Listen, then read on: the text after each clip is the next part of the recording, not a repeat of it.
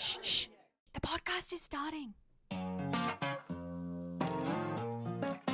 Welcome to the OT Download, from practice to podcast. This is where we unpack everything you didn't know you needed to know about occupational therapy. Whether you're an OT, an OTA, a student, or simply curious, this is your place to explore the real stories, challenges, and opportunities shaping our profession. Each episode will dive into fresh topics from ethics to AI in practice, to the dynamics between OTs and AHAs, the differences between community and medico-legal work, and even what it's like stepping into the courtroom. You'll hear honest conversations on mental health, well-being, boundaries, and early career experiences, alongside insights from lawyers, allied health professionals, and other experts. We'll bust common misconceptions and shine a light on the parts of OT that don't always get spoken about. So if you're ready for insights, stories, and a no-nonsense take on occupational therapy, this is your download. Let's get into it. Welcome back to the OT Download. My name's Katie. I am an occupational therapist and the general manager of MLEA. And previously, in I think episode 3, we talked about what medico-legal OT was. Back in episode 7, we were joined by our founding director, Vanessa, to talk about what it was like in a courtroom. And today I'm joined by Andrew McKenzie, who is a principal lawyer at Maurice Blackburn Lawyers. And we are going to shift the perspective and look at the lens of how personal injury law and occupational therapy marry up in the law world. Thank you for joining me, Andrew. Oh, my pleasure. Glad to be here. So tell us a bit about yourself and your history of your career and how you kind of ended up in personal injury law. I'm the grandson of a union secretary, and so he was very much encouraging me to work in the legal sphere. Mm-hmm. He was certainly a very much a father figure for me, living next door, and ended up in the law, loved it. And I've been lucky enough to be in this career now 29 years admitted. The vast majority of that has been working in personal injuries, and I'm really honoured to be one of the principals at Maurice Blackburn Lawyers. We work closely with OTs through the work that we do, and Maurice Blackburn is also the official legal partner of Occupational Therapy Australia, and we're very proud to be that and have been for a number of years. We support the profession through education like this. We support the profession through some free legal advice, and we love working with OTs to get really great outcomes for our clients that we look after. Yep. So today we're going to delve right into the legal process from a solicitor's perspective, taking into account what we know already about medico-legal OT. So let's get into it. So Andrew, I'll start by asking you the difference between plaintiff and defendant law. I guess given our audience are a lot of younger or student OTs, Yep. They may not have that understanding. So medico-legal, I guess, has traditionally been an area of interest, but it's kind of elusive in that not a lot of people understand the depth behind it. Let's start with what is a plaintiff. Yep. Right. So a plaintiff is a person or a body corporate or a company who initiate a legal action. Right. So that's the person moving something forward in terms of looking for a claim, whether it be personal injuries, an injustice they've had, or an organisation unhappy with a contract where they're trying to enforce it. So, fundamentally it's the person who feels aggrieved, and they start the legal process. Mm-hmm. The defendant obviously is the other side. The respondent. That's right. And so let's talk about it in a personal injury context. Yep. If you are sitting at a set of traffic lights in a car, someone hits you from behind, you're bringing a claim against the driver of the other vehicle at fault. Mm-hmm. And the insurance company that insures that vehicle. Compulsory third-party insurer. That's right. And so the plaintiff is the injured person, the defendant is both the other driver and the insurance company. So there's two, technically. In that one, yeah. Yep. And so similarly in a work cover case, it's against the employer, work cover will step in. In a public liability claim, it might be an injury in a shopping centre. Someone's had a slip and fall. Yep. It could be a council car park or a boating incident, right? Yep. Or it could be in somebody's home. The plaintiff who has been injured would make a claim against who is the landholder in relation to the place. and a public liability insurer would step in to defend that case. Yep. Wow. Okay. So there's a lot of different pieces to the puzzle, really. Yeah. And as far as the parties involved, there's obviously a lot of people that make up and encompass a personal injury claim. Yes. So we've talked about plaintiff, we've talked about the defendant. Can you kind of give us a bit more context, I guess, as to where OT might fit into a personal injury claim? Absolutely. So stepping that through, obviously there's a couple of elements to a personal injury case. So the first is you've got to be able to prove fault. You know, someone was somehow responsible for what happened.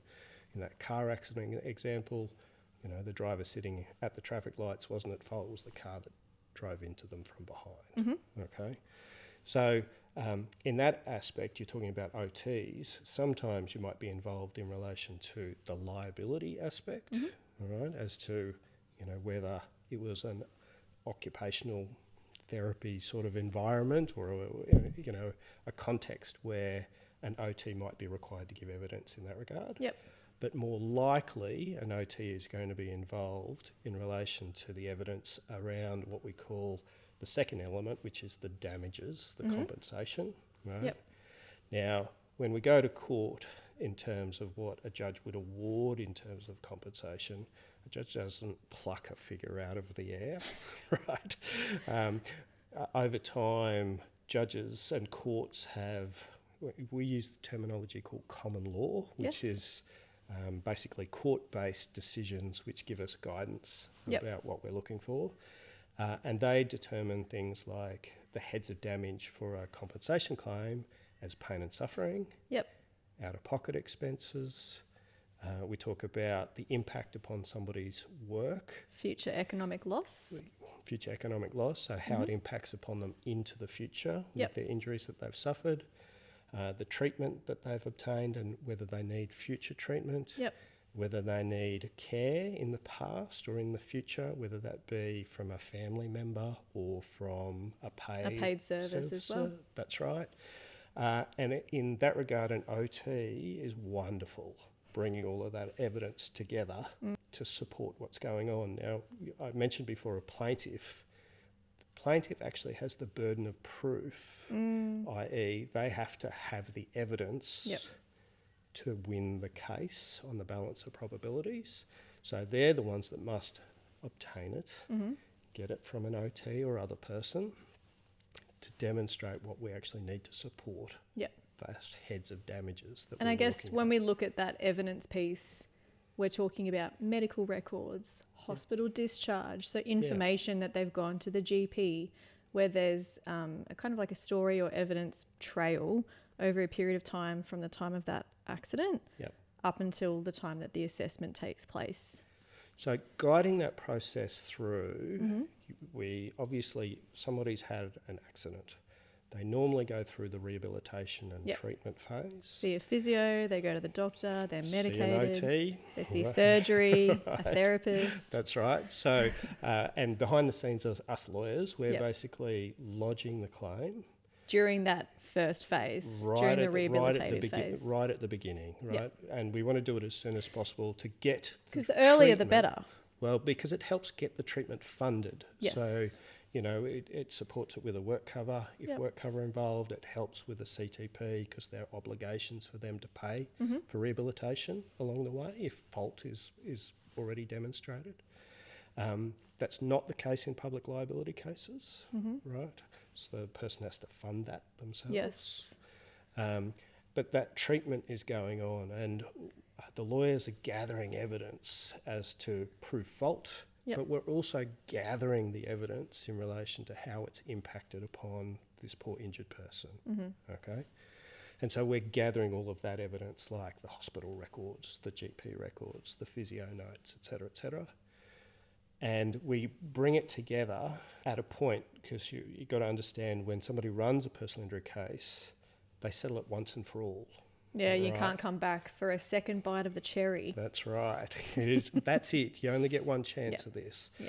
So you need to make sure that the person gets to a point where they're stable. Right? And stationary in their injury. And so we have then an understanding then of how's this person going to be impacted for the rest of their life. Yep. It's very hard with a crystal ball, but you do your best with that. And at that particular point, we're gathering the evidence from not a treater, but from medico-legal experts. Objective, independent assessors. 100%. Yep. Like an orthopaedic surgeon, like a neurosurgeon, like a psychiatrist. They, generally speaking, we step it through on the basis that they give those sort of medical assessments. Diagnosis, the prognosis, all of that nitty-gritty 100%. information. And then the OT literally brings it together as a bit of a story. Yes. About how this impacts the patient's function. Yep. And hits those critical, you understand, the orthopaedic surgeon or neurosurgeon is talking more about the injury and was it related to the accident or not related to the causality, accident. liability, all of those factors. All of those. Whereas an OT is really bringing together all of the employability issues, the care issues, the future treatment issues, the modifications, home equipment issues, right? So that's a lot. There's 5 categories is how we kind of look at it. Yep. So there's definitely a lot to consider when you're, as you say, trying to predict with a crystal ball as to what someone's functional loss is likely to entail in 20, 30 years' time. Absolutely. All right, so I'm going to ask you a bit of a controversial question. So obviously when we talk about a plaintiff and a defendant, there are solicitors that instruct for both sides that are separate parties. Yep. So can you talk through a little bit about the difference between what it's like to be a defendant solicitor and a plaintiff solicitor and how those instructions may vary? Okay. So just like life, there's different opinions about certain things, right? And I love to talk about this. There was an OT I met once who said there's never been a person that they've not been able to get back to some form of employment. Now, wow, I think that's, fantastic if that person's been able to achieve that. But I think if you spoke to a lot of other OTs, they would have a very different experience and different views in relation to that. I would concur with that. Right. So, there's different opinions, right? So over time, we see particular experts sort of falling into categories because, as an expert, your first duty and responsibility is to the court. Yes. Right? Not to a particular side. You're not advocating. You should never advocate. Yes. Right? Because your responsibility is to facilitate a judge helping them make the best correct decision. For both parties, technically. Absolutely. Yeah. All right. So you're not an advocate. I think that's really important to remember if you're ever going to be a medico-legal expert. Your duty always must be to be independent. But it's unsurprising, given human nature. Some people might be a little bit more empathetic. Some people might be a little less empathetic.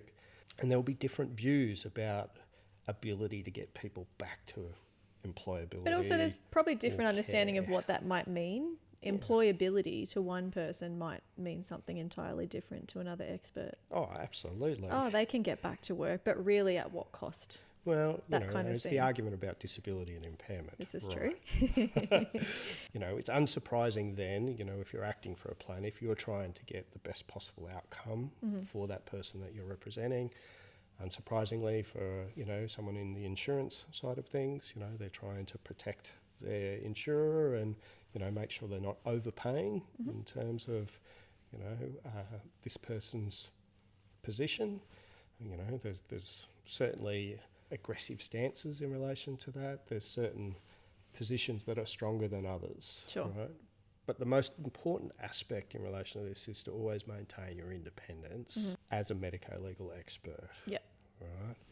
So you will see the gathering of evidence for the plaintiff with their experts. You'll see the same with the defendant insurance companies and the lawyers representing them, seeking experts that, might have an opinion that might be slightly different. Yeah. Having said that, I've seen medical evidence and medical reports come back where the defendant was even more sympathetic than a plaintiff. I have too.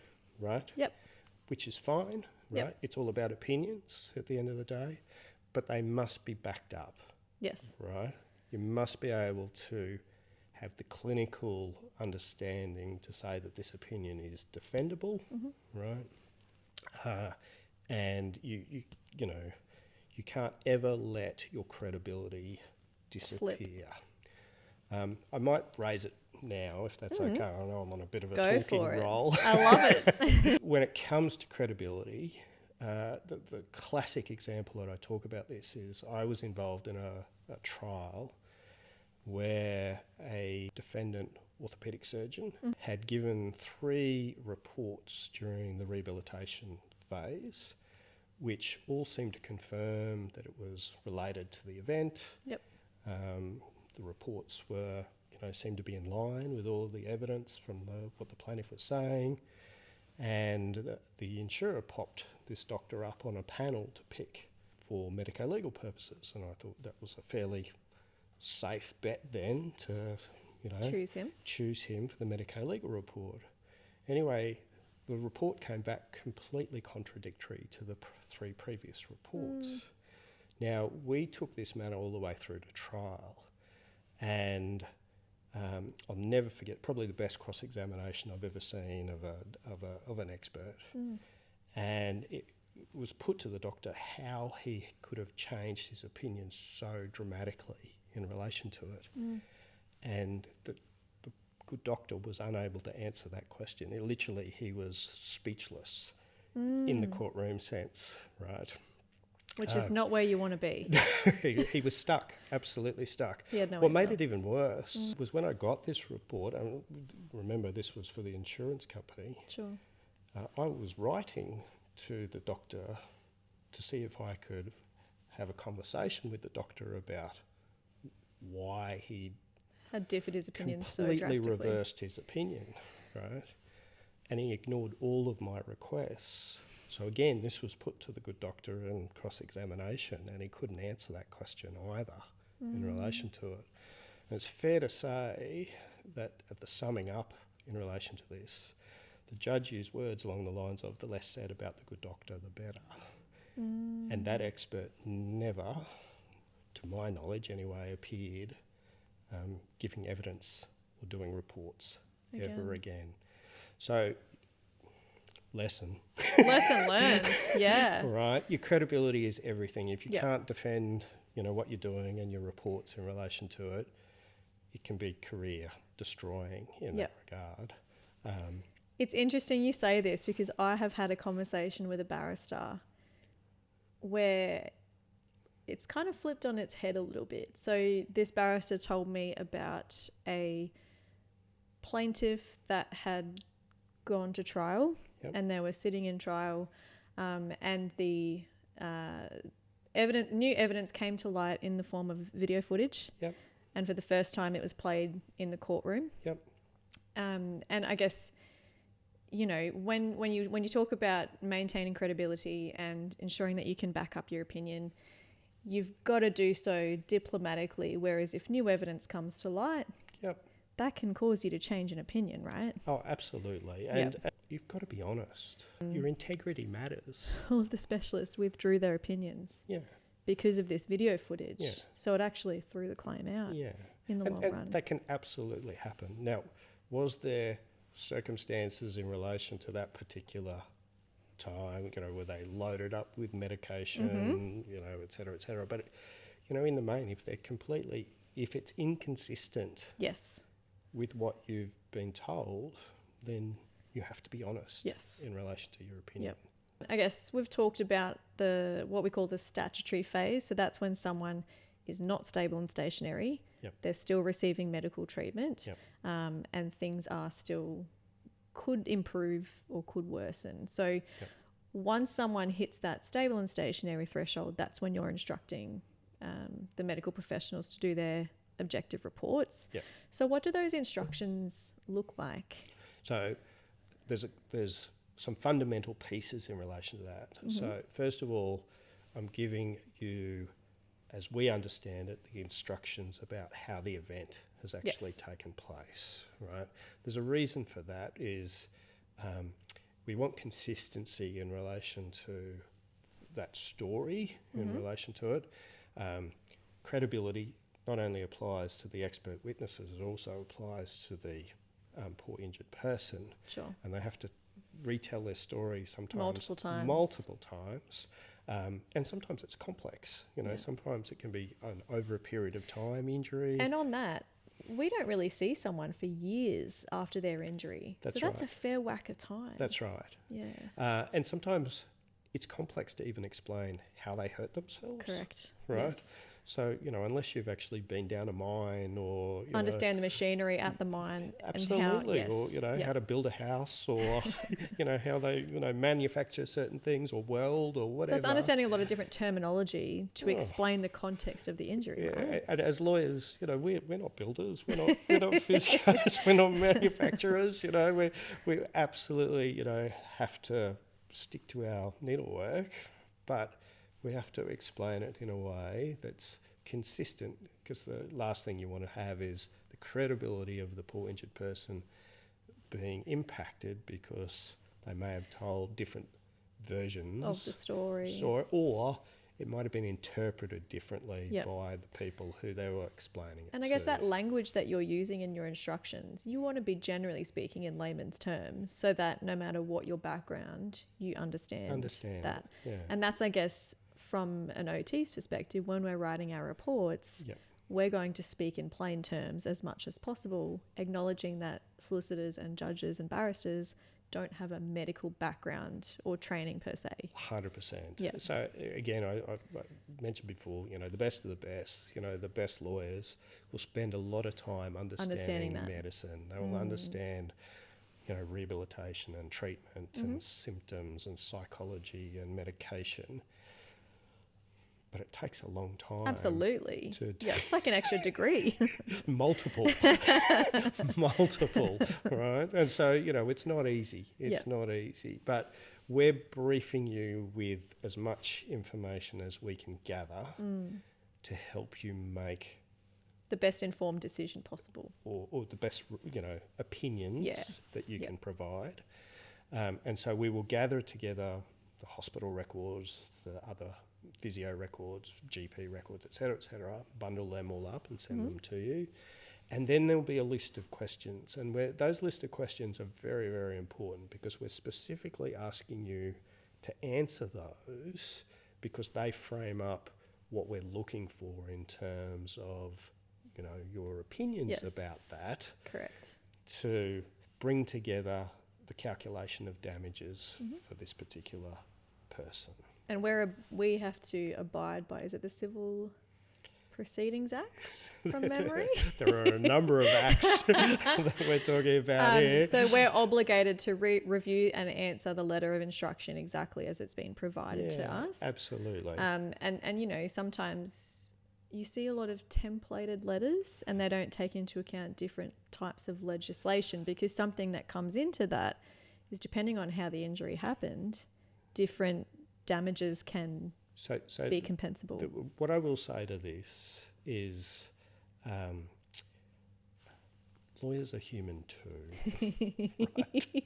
So, and one of the things, we'll talk a little bit later about, working closely between OTs and the legal profession is understanding, we're not to be feared. Yeah, absolutely. Right? That we try and break those barriers down so that we can work closer together. And get a better outcome for everybody. 100%. Yep. So if you get a briefing letter that doesn't look right, or it's confusing as to what legislation it falls under, 100%. Pick up the phone. Knowing the case, the lawyer would actually appreciate a phone call in relation to that to say.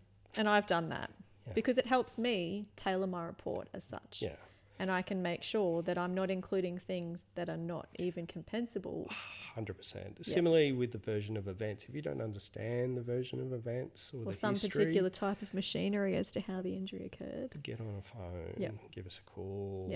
Let's clarify that at the beginning, because the last thing we need is for you to do a report that's not going to provide you with what you need to 100%. Progress that case. 100%. Yeah. So make that phone call if the Yep. briefing letter is not right.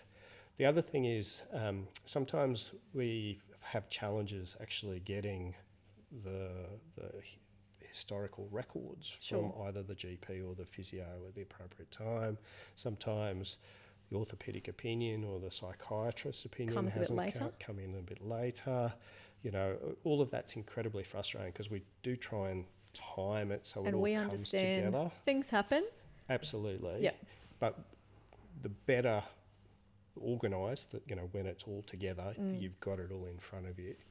Now, all of this is really important because your reports need to take into account the history. Yep. Sometimes you'll be given new information from the injured party in relation to things. And so, you know, when I first get your report, that's the first thing I'm looking for is, you know, what new information has come to light that you weren't aware of. Absolutely. Yep. Right. And sometimes that's because you go to their home. Sometimes you might there's more context in an assessment in someone's home. Absolutely. And this comes back to that stoic piece. If people are underselling or under-explaining their symptoms or the impact on their life, which I find home visits particularly helpful. Oh, it gives you so much more context. Absolutely. So much more context. If you've been to somebody's home and you can see it's the way it's set up and, you know, oh my goodness, you know, this person might need some modifications in their shower or it even their shows bathroom or what tasks have been neglected. I've done a home visit for a solicitor once who wanted me to go to the home. Now, this man had physical injuries as well as psychiatric. A large component of his claim was related to the psychiatric aspect, and the solicitor wanted me to do a home visit to assess the amount of neglect for his home and the care of his belongings, because that provided more evidence, more justification as to what I could recommend for his future. So absolutely. Context is so vital. Even the size of the home. Yes, the size of the yard. The size of the yard. Yep. Who they live with. What dogs or animals that they make. Do they have horses and chickens? Absolutely, right. And, you know, the needs of that particular person are individual to them. Absolutely. But what's also important to that person may not be as important. Someone might do a quick half-hour clean of their house once a week that takes them 20 minutes. Someone might be so meticulous that they feel like they're dropping the ball if they spend less than 3 hours cleaning their house. It's got to be what's reasonable for them and what's important to them in their life and in their function. Yes, 100%. So we've given you all of the information. You've got the letter of instruction. You've got a brief of evidence. You've got a brief of evidence, all of that together. You meet, you know, the injured person. You sit down with them. You take some further information. On top of that, you will have read that information before you see them, right? So you've got the context about what's going on. We know what's compensable injury-wise. You've got the questions, which should lead you, you know, in terms of your report about what's going on. Sometimes we get asked, you know, does the structure of the report matter as opposed to the substance? Look, if the report is all over the place... Right. It's not always easy as, you know, a flowing document for us to extract what we need. So structure does matter. I've had solicitors say that they love tables. Love tables. Love talking about what objective assessments you've actually seen. What in our what we call a functional capacity evaluation. And then what opinions you've come to, and this is where a lot of OTs go wrong. They give an opinion but then don't back it up, right? And what I mean by back it up, what's your research? What's your critical, you know, assessment of the medical information and married the up needs. with the functional impairment. Absolutely. Through physical testing, through range of motion testing. You're not just taking a self-report of the symptoms. You are observing a person doing certain tasks that they may or may not be limited by. Critical. So that you can then make an informed opinion. Critical. Because too many times we just get, this is our opinion. But there's nothing to back it up. Nothing underneath. And so when we talk about the report coming back to me, you know, first of all, have they listed the you know, the nature of the accident exactly the same as, you know, what's been reported? Because if that's different, we're already step one, trouble, right? Step two, what information has come to light, right? With what's new, what's different. Is there any inconsistencies in relation to that that I know of in terms of other evidence, right? Does that work? Then I'm looking at, what assessments you've undertaken, what opinions you've given, and have you backed that up properly in relation to your evidence? Evidence-based practice. Absolutely. Because if it doesn't work, doesn't fit, your report, it ain't good. So, and again, this is the collaboration piece, right? I'm then coming back to you. But, the beautiful part is, we have that ability to talk. Absolutely. Because it's really crucial to make sure that the report covers off on all of these things. Now, I'm not coming back to you. If you give me a report that is, disappointing. It's backed up with evidence, but it's disappointing to the solicitor. If I saw, something which was, I was hoping for a different outcome in relation to that, I still need to respect your opinion in relation to that. And, the vast majority of the time I'll accept that and, move forward. Occasionally there'll be times where I'll go, look, that just... doesn't add up. That doesn't add up. I'm not sure why you've reached that conclusion. And I will get on the phone, to say, can we just have a conversation in relation to this? Now, I'm not trying to change your opinion, right, in relation to that. I'm fundamentally just trying to get an understanding of, why I might have had a different view based upon the evidence that I'd seen and my interactions with this person, over a period of time. So, but it's important that we get that clarity because obviously it really influences the outcomes for the people that we represent. Yep.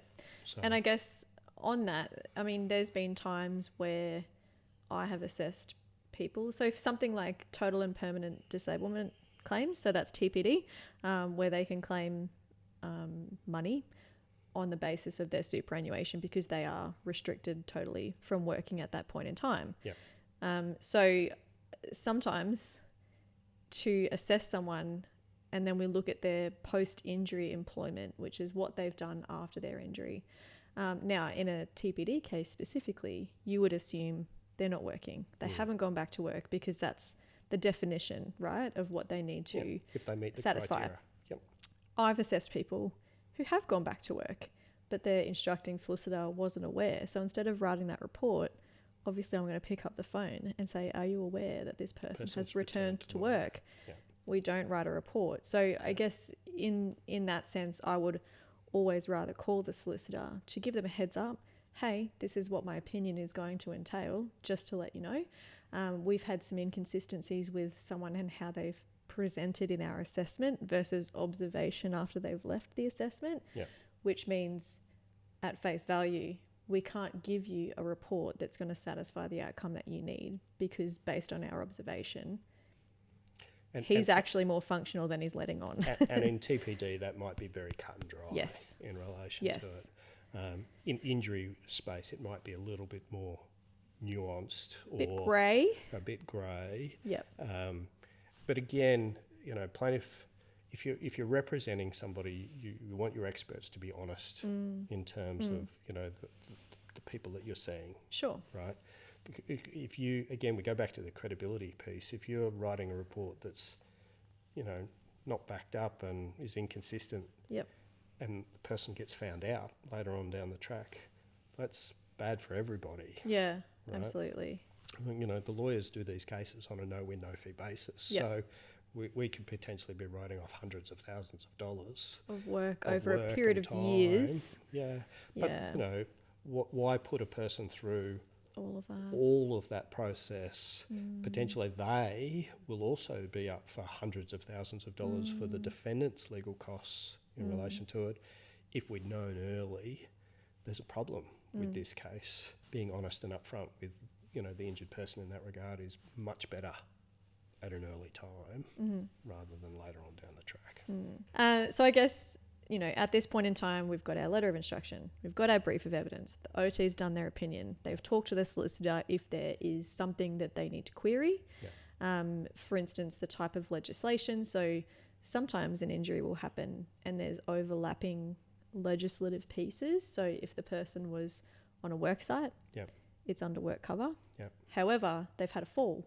So there is a public liability aspect under their work injury. Yeah. So therefore there's two different legislations, and sometimes that can cause Can be complex. confusion and complexities. And so it's always best for us to understand so we can tailor our report specifically. Yeah.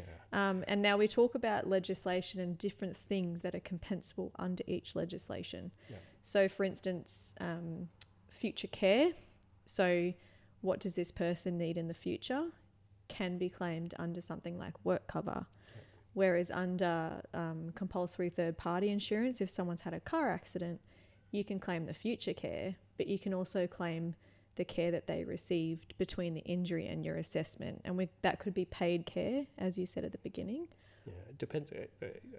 There's, without going into too much of the nuances in relation to each of these legislation, because, I think it's more for the lawyers to understand than the OTs in relation, domestic care that can be made if there's thresholds met in relation to it, i.e. 6 hours a week, for more than 6 months. So that's probably something that we don't need to delve too far into, I agree. But there are elements in relation to all of these. But we talk about the future care in particular. Future care, so... Because that's under most legislations, you'll be able, you can claim an aspect probably of one of the future care. things that I'd love to explain early to OTs in relation to doing the medico-legal work. So when you have smaller claims in relation to motor vehicle... Low quantum is what they call them. No, I don't even like talking about it in terms of low quantum. I'd like to... if the injury is not as severe... Sure. Right, in relation to it, those claims, because they still impact people, absolutely, in significant ways. When we talk about those cases, the biggest element usually for us, for those smaller injury cases, will be around employability, right? Not so much care, but in relation to employability. It's where you start talking about the more significant injuries, right? That's when you really start exploring into the depth of care as being far more important. And we talk about care as in the ability to do activities of daily living in OT terms. Yes. So the support around the home. Yeah. Lawn mowing, cleaning, laundry. Et cetera, et cetera. Yeah. Right. But they're probably more significant or catastrophic sort of injuries. Yes. But your usual whiplash or a low back injury or something like that. The biggest component is actually... The biggest component for the damages work and is usually about employability. And so your reports need to, dive into a bit of detail in relation to their workplace, their history, and what it means to them moving forward, especially around things like where they live, right? Because, if you've got someone who works out at Blackbutt, out west for those people not in Queensland. Yeah, so all the mining industries, like they're all in the central Queensland area, and we're based in Brisbane, Townsville, those kinds of places. So there's a huge amount of travel involved with their work. Absolutely. Yep. And so, what's the prospect of getting work? Realistically. For somebody who has maybe a back injury, et cetera, in their local area, or if they have to travel, that person might have to travel significant distances to get to their And really it comes down to their training and their experience over their working life. I look at the last 20 years because it's most recent and relevant kind of training. If they worked as a retail assistant when they were 20 and they're now 50, it's not really relevant to their employability piece to the same extent as their extensive mining experience in the last 10 years. So if someone's recent and relevant experience is mining, I've only ever known mining, and now they've got a back injury, they can't travel to central Queensland every week to undertake the work that they are trained to do. How do you compare that to somewhere local to find something that is within their experience that they're actually going to be interested in doing? We're not going to shove them in an office to do filing if they've always done laborious roles. What's the realistic kind of outcome for someone to be redeployed? 100%. Yeah. And so that's probably one of the biggest advices I want to give to early stage OTs is don't just look up what the Australian, definition of a manufacturing worker, and this is their wage, and this is what they get paid, and this is their likely chances of getting a job. What does it actually mean to this person with this history in this area and this local community, and how far they have to travel, and what does unemployment look like in Blackbutt? You know? Yep. What are the options out there for this particular individual? If they've got a niche set of skills. Absolutely. Yeah. Right. Yep. So employability has to be a real focus. It's real world scenario. Real world it can't just be, they could do this, because what is the reality of them actually doing? And the other aspect in relation to this is not just now, because, if somebody goes back to work... Because they're stoic and their financial viability is impacted. Are they still going to be able to survive... In 20 years' time. In 20 years' time, still doing the same job? I always think of the poor concreters, the backs. With their low backs, right? Yes. How many 65-year-old concreters do you see, and so somebody early in their career suffers an injury, but they go back to work. How long is this person actually going to do that job? And the reality is it's probably not as long as what they would hope. Yes, absolutely. So I guess for OTs working in the vocational rehab space, so working with injured workers, trying to get them back to doing the job that they had pre-injury. One of those stepping stones I would call would be something like host employment. So that's something that an occupational therapist would look at with the employee to see, what can you do right now? What are your physical limitations? Can you lift 5 kilograms? Is that the restriction that's been put in place by your doctor? What can we find you that can test out your real world employability skills in a more protected work environment, right? So, like Maurice Blackburn is very supportive of getting people back to work. We understand the mental benefits, the financial benefits, the huge research about benefits, all of it. The camaraderie of being around your work colleagues, et cetera, but it still has to be sort of meaningful. Absolutely. We hear a lot about people being put in the back office and miners put in to file or sitting in the crib room, and every time I assess someone that has had that scenario, they just roll their eyes and say, they cringe. It's terrible. Yeah. Or, and it actually makes them feel worse on a mental health level. Absolutely. Or put in, and put in a workplace which is so different from what they're used to as a return to work. And you can see how demoralised these people feel being put into some of those positions. Now, resilience is a big piece in relation to this, but, you also got to take into account the factors for this individual as to what's meaningful for them to return, because it's going to be, a better outcome for them if they find work that they actually like. Yeah. That it's as simple as that, really. 100%. So if you've got someone who has worked as a tradie, a carpenter or a plumber, a host employment might be something at Bunnings or something at a hardware shop where it's within the industry, but it's a lighter role than they would have done pre-injury. And it's got to be graded. Absolutely. You can't just expect someone to go back to something lighter full-time. The number of times we've seen people re-injure themselves because they've gone back too quickly. What are the complexities around that in a claim?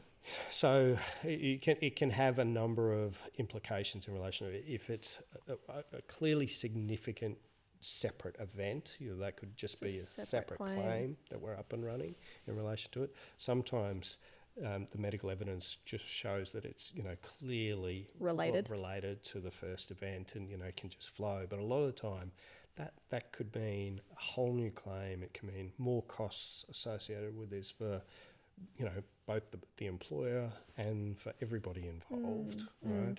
So we don't like to see it. We really want to see people get back in a positive way. And successfully redeploy. Absolutely. And, the whole goal of a plaintiff personal injury is to put the person back into the position that they were before the event took place, right? So as much as we can, we try and do that. Yeah. But obviously, people have longer lasting injuries that... or they have jobs that are so significantly, laborious and on their bodies, they just can't physically cope with going back to that. Yeah. So what's the next best option? Absolutely. Yeah. And then I guess, on the flip side, so we talked a lot about the work and the rehab that goes into that, and then the employability for future. It's the same thing with home. We kind of mentioned things like cleaning, laundry, cooking. So we're kind of assessing pre-injury, what did that person take responsibility for around their house, which is why we love the context of their living circumstances. Yeah. And then we're comparing that to post-injury. What are you capable of now? Yeah. And that is your justification for future care. And we then put that into, damages context. A lovely document with lots of tables. Setting it all out. And so the process then is, we've done rehab, we've got stabilisation. We've had the doctors, we've had the OT. Both sides, they've all come together, and then we lead to a conference situation. Yep. So we get to a conference situation where, generally speaking, it's just that the lawyers for both parties come together, or the lawyers and the insurer. Mm-hmm. We get in a room together. You've got to remember that's not a trial per se, so we're not... Is the plaintiff there in the room? The plaintiff will always be there. Yep. Sometimes, they may feel... a bit strange. Or incapable of actually being in the same present. room, Sure. right? In which case, we'll facilitate that as best as possible. But there's an explanation, a storytelling of the evidence from both sides in relation to where they sit. And I've seen people keep cards close to their chest. I've seen people, tell the full story in relation to those conference situations. A vast majority of them resolve at that particular point. And this is even before we've started a claim in a court. Sure. We call this pre-court, resolution. Yep. And they can be very productive to resolve the cases nice and early, which is great. We will certainly, if there's differences in relation to the medical opinion, we've certainly expressed our different views in relation to whether it's an OT report or a specialist report about how we've calculated what's gone on. So there will be, sometimes a very healthy discussion in relation to that to see if we can resolve our differences. If it doesn't settle there and then we progress. We file just a document basically in a court, and that starts the legal process, moving forward, heading towards a court situation. Now, negotiations will continue. To try and aim for a settlement before the court actually always. And the court encourages that. They encourage people to go to a mediation to try and resolve it. And mediation is, where there is an independent person who is for neither party trying to facilitate the differences between both parties to see if we can get a resolution in relation to it. And then, again, if that is unsuccessful, we're heading to court. Now, how often do you get to trial? It's probably one in every, 1,000 matters that you might, Very small it's a very percentage small in number. Australia. Very small number. That's all injuries, work injuries, car accidents. All of them. Medical negligence claims. Yeah. And the ones that usually end up in court, usually either liability is hotly in dispute. There might be some element of fraud. But usually there's a vast difference of opinion between the experts in relation to... The defendant or the plaintiff experts. You might have someone saying, well, I think this is a serious catastrophic injury of 15%, and someone saying, no, I just don't see it. I think this person is able to continue to work, and I just don't accept it. It might be 5% or 0%. Yep. So that could be, that's, I guess, with the percentage, we're talking about a percentage of whole person impairment. So that's what the doctors or the medical specialists, not the OTs, do. So that could be an orthopedic surgeon assessing a neck injury or a lower back injury, and they assign this percentage for that particular injury, and they use all sorts of different guidelines to be able to do that. But ultimately that's it's kind of like the severity of the diagnosis, right? Absolutely. Yeah. Absolutely. Yep. And then, we dive into the detail of the OT's reports, Which is the functional element. If someone says they're able to get back to work, someone says they're not able to get back to work, or, they're going to have significant differences. Someone might say this person needs this level of care, and the other person says they don't. They're fine. They just need a bit of equipment. So they're the differences of opinions, and that's why we end up in the grey.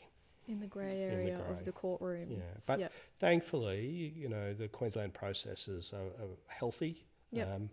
And there's good discussions, and the parties are encouraged to come together. Obviously, the longer the matter goes on, the more costly it gets as well. So the earlier the resolution, the better. And we also have this principle, which is justice delayed is justice denied. Okay. And so we're actually trying to resolve these cases as quickly as you can, as quickly as possible for the injured person, so they have some closure. Can move on. Yeah. And we hear it a lot of the time. Once the case is resolved, it's like a weight lifted. They can move on, and they've got certainty. They know what they've got left, and they can plan for their future. And they can move ahead, right? And it's a game changer for them financially and mentally. Yeah. And we see, really positive outcomes once that is finished in relation to it. But your OT evidence, it has a big impact in relation to these cases, because it really brings the story together. Because it's so holistic. And I guess as OTs, I think I've said this in a previous episode of our podcast, but OTs are the expert of function. So anything related to a person's function across the whole span of their life can be commented on in an OT report. So because it brings such a holistic approach to this person, it's not just their injury. It's like, what does the injury do to their life? You basically cover off on nearly all of the heads of damage. Yeah. Right? Yeah. Whereas some of the other experts realistically might play a much more smaller role, but the OT really brings it together. Bring it together. And so your reports, generally speaking, will be much lengthier. Yes. In detail. Now we talk about a bit of light reading, I would say. Yeah, but there's some aspects in relation to that. Obviously, should still be concise. You want to say as much as you can, but in the least amount of words possible. Because the more you put into the report, the waffle. more you can get cross-examined on what you've actually written, and you need to be able to back up what you've actually put into. And some advice that has been given to me previously by a barrister was always state the obvious.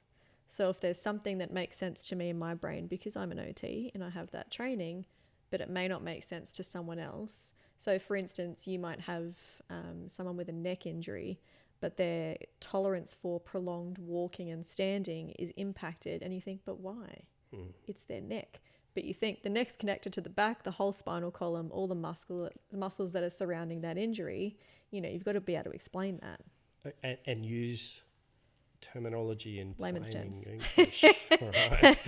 Because despite lawyers don't have medical or always state the obvious allied health backgrounds, we just don't, and so we're very much relying on you explaining these things to us in a way that we can understand. Do you think a wide range of solicitors working in personal injury actually fully understand the value of an OT report? I think over time, lawyers, in the industry generally. The longer you're in the industry, the more you understand how important the OT report actually is. And it's through education and these conversations, that make a massive difference in relation to awareness. A young lawyer, coming out, life experience, what have they had in their life to lead them to this particular point? And a lot of the time it's been study to get through their law degree, which can be challenging in itself. And they've got through and they've come out. Personal injury, here we are. That's right. What do they understand about employability in a coal mine, or, the needs of care, or, what does a support worker do as opposed to, a social worker? What's this piece of equipment and how do I use it? Right. So, there's lots to learn. There's lots to learn, but obviously the longer you're in the industry, the more you understand the full value. Appreciate how important an OT actually is. So now we've come to the end, and I'm going to fire some rapid fire myth busters to you. So my first one for you is that a solicitor will always want a report that is in favour of their client? Let's be really clear. I think I've mentioned it before. You have to be independent. Your first duty is to the court. It has to be defensible, right? So, be honest, stay independent, do the right thing. So fiction. Absolutely. And it's about respecting the opinion at the end of the day. You're the expert. You've been employed, to give a report, and it's got to be authentic. It's got to be honest. You've got to keep your integrity and your credibility.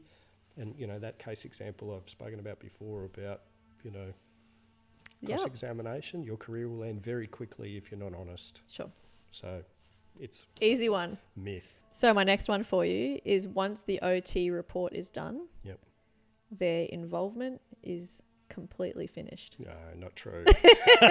You wish. Trouble. No. Yeah. So, there's lots of pieces along the way where further information may come out.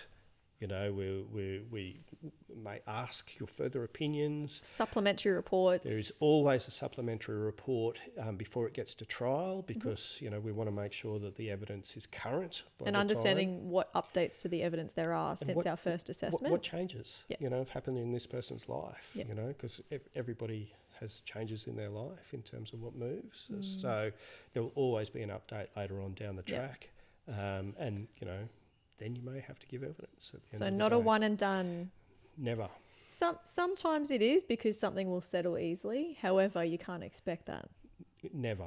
Yep. Never. Always be prepared that, this case may continue. Yep. That's why we write our reports like they are going to court.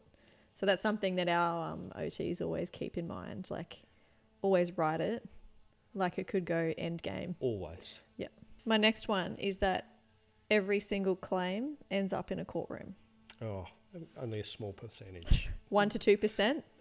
If that. If that. Yeah. Do you think it's getting less these days? I think it's been relatively consistent for a number of years. Yep. And again, it comes down to, is there a liability dispute? Is there fraud involved? Or, is the opinions just so vastly different that it's very hard to bring the parties together? Mm-hmm. What about a lengthy report is always preferred? It's about the quality of the information backed up by the evidence, making sure that you can justify your opinions. So no, I don't need a 1,000-page report, but I need you to be able to clearly articulate the grounds upon which you've formed your opinion and the reasons as to why. There's clearly a sweet spot, right? Absolutely. Yep. And I guess, at MLEA, we have 2 different types of reports depending on a lot of factors. Yep. One is a standard length, which is our go-to for most claims, I would say. And then we offer a comprehensive report as well. If there is a more traumatic injury, if there's a lot of different injury sites, if you've got physical, musculoskeletal, if you've got a cognitive impairment as well, because all those things take longer to review. So sweet spot is always preferred. Your evidence needs to be concise, but it needs to be able to be backed up by your research or assessments. Yep. If you can't justify your opinion in your report, it's no good to us. Simple as that. All right. So I guess we've covered off on a lot today, Andrew. So thank you very much. My pleasure. My final question for you is for our OT listeners, if they are interested in working within the medico-legal industry, what's your top advice? I think you have to have a level of experience to be in it, first of all, because if you don't... You got to have that clinical experience, working in the community, working in a hospital. Absolutely. Yeah. If you're thinking you're going to go straight into medico-legal report writing, straight out of because your reputation and your experience plays a part in your credibility as an OT and the strength of your opinions, because 100%. You've got to have something to back it up with. 100%. So that's number one. So, learn your trade. Get some experience. Learn your trade first. Second thing, there's a real need for medico-legal report writings. We appreciate how important it is to our profession and to our clients that we look after. We think it's invaluable. We also think that if you are thinking about doing this, talk to some lawyers, engage with us in relation to it, see what, is involved, have the conversations, talk to MLEA and, people like yourselves, who do this report writing to get a deep understanding of is this really for me? And be prepared to back up your evidence in a courtroom situation, because, if you do go to court, you have to stand by Know your stuff. Yeah, and you got to be prepared to be in a courtroom and giving evidence, by some very experienced barristers who, may not always be nice as pie. No, they may not. But they're doing their job. They're Absolutely. doing their job. They've got a duty of care to the court as well, right? 100%. So you need to be prepared to do that, all right? But I think it's a great career. I think it's an important career, and it makes a massive difference, just like all of the other great work that OTs do. This is another career path that's open for people. The other aspect is, the more you understand the law and know the law, even though you're not an advocate in it, yes, the better your report writing. Well, the better you understand where your context fits in the grand scheme of a personal injury claim. And my last tip, which I think is really critical, is actually read some of the decisions in relation case law. The case law itself as to what evidence has been accepted by courts and not accepted in relation to OTs. Yeah. Because some of those real turning points in previous, case law have fundamentally changed things for personal injury cases thereafter. Absolutely. But not only that, they also can set out clearly what might be accepted and might not be accepted as OT as evidence, reasonable. as being reasonable. So if you're here arguing in your reports that this is black reasonable, and blue, and it's already been decided time and time again by with the similar, court that this is not going to be accepted, then you're kind of wasting your time. Yeah, right. So that there's some pieces in there in relation to it. The more you understand it, read some of the cases, see what's going on. Yep. And man, your skills and your level jump exponentially when you hit that. Yeah, personally, I know I've said this before and I will say it again, is that it is a very rewarding career as an OT. I don't want to talk about the level of experience I have, but I've been out of uni for a few years. And, having that extensive community OT-based experience, working in the NDIS, working in NISQ, prescribing those complex pieces of equipment, all of that, you're basically summarizing everything that you've learned over the course of your career, and you're putting it into this really empowering report, regardless of, if you're writing for the plaintiff or you're writing for the defendant. At the end of the day, you're objective. But I find it a really empowering place to work because you are valued for your opinion, regardless of where you sit. Absolutely. And don't forget, you're an independent witness. Yep. Right? Maintain your credibility, your honesty, your integrity. They're my tips. Well, Andrew, I really want to say thank you. I know you've come a long way to join me on the podcast today. So your knowledge has given us a different lens to what we've discussed on the OT download previously. So rather than looking at it from an OT's perspective, we get to hear it straight from the horse's mouth of a solicitor. So thank you so much. It's been great. It was perfect. Thank you for tuning in for our episode today. Please check out our previous episodes on Spotify or Apple Podcast. If you do have any questions about this episode or any others, please don't hesitate to contact us through our socials.